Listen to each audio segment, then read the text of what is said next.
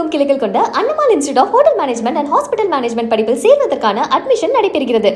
சிவகங்கை அரசு மருத்துவக் கல்லூரி மருத்துவமனையில் சிறுநீரகவியல், தசைப்பிடிப்பு, இருதய அறுவை சிகிச்சை போன்ற முக்கியமான நோய்களுக்கான சிறப்பு மருத்துவர்கள் யாரும் இல்லாததால் பொதுமக்கள், நோயாளிகள் அவதியடைந்துள்ளனர். சிவகங்கை மாவட்டம் சிவகங்கை நகரில் கடந்த 2009ஆம் ஆண்டு அரசு மருத்துவக் கல்லூரி முத்தமிழறிஞர் கலைஞரால் திறந்து வைக்கப்பட்டு சிறப்பாக செயல்பட்டு வந்தது. ஆனால் தற்போது மருத்துவக் கல்லூரியில் நிலைமை தலைகீழாக மாறியுள்ளது. இந்த மருத்துவமனையில் சிறுநீரகவியல், இதயவியல், குழந்தைகள் நலம் மற்றும் புற்றுநோய்க்கான நிபுணர் என முக்கியமான துறைகளில் மருத்துவர்கள் இல்லாத சூழ்நிலை உருவாகியுள்ளது.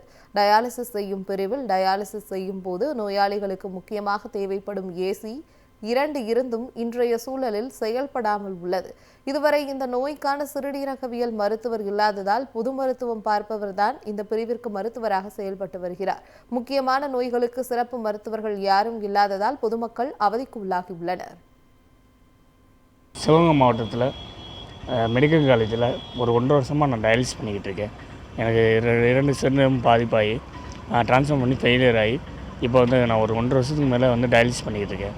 இங்கே வந்து பார்த்தோம்னா நெப்ராலஜின்றது எங்கள் செக்ஷனில் இல்லைங்க. அது இல்லாமல் ரொம்ப சிரமமாக இருக்குது.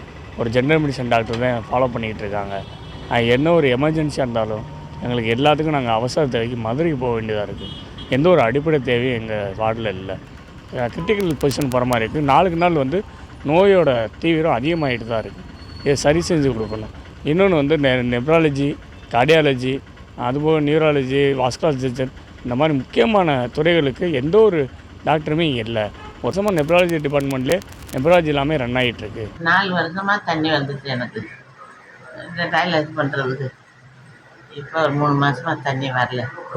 எங்களுக்கு அரசாங்கத்துலேருந்து இந்த வேனு நடமாடு வேனில் தண்ணி கொண்டு வந்து வீட்டில் இறக்கிடுவாங்க. இப்போ இல்லை, ரொம்ப கஷ்டப்படுறேன். நான் என்ன செய்வேன்? முதலமைச்சர் விரிவான காப்பீடு திட்டத்திலிருந்து வந்துட்டு இருந்தது. வீடு தேடி மருத்துவத்தின் மூலம் வீட்டிலே வந்து கொடுத்துருந்தான். இந்த மாதிரி நடக்க முடியாத பேஷண்ட், இப்போ எங்கள் அம்மாவால் நடக்க முடியாத பேஷண்ட்டுக்கு வந்து வீடு தேடியில் வந்து கொடுத்துட்டு இருந்தாங்க. ஒரு நாளைக்கு 3 பேக் போடணும் அம்மாவுக்கு. அப்போ 3 பேக் போடணும்னா 15 பெட்டி வரும். ஒரு 4 வருஷமாக முதலமைச்சர் விரிவான காப்பீடு திட்டத்தில் வந்துட்டு இருந்தது. இப்போ வராதனால இவங்க ரொம்ப சிரமப்படுறாங்க. அதுக்கு வெளியில் போய் நாங்கள் எடுக்கிறதா இருக்குது.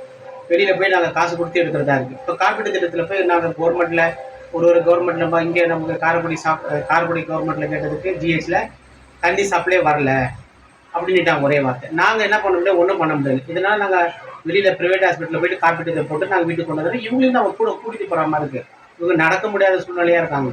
தமிழகமெங்கும் கிளைகள் கொண்ட Annamal institute of hotel management and hospital management படிப்பில் சேர்வதற்கான அட்மிஷன் நடைபெறுகிறது.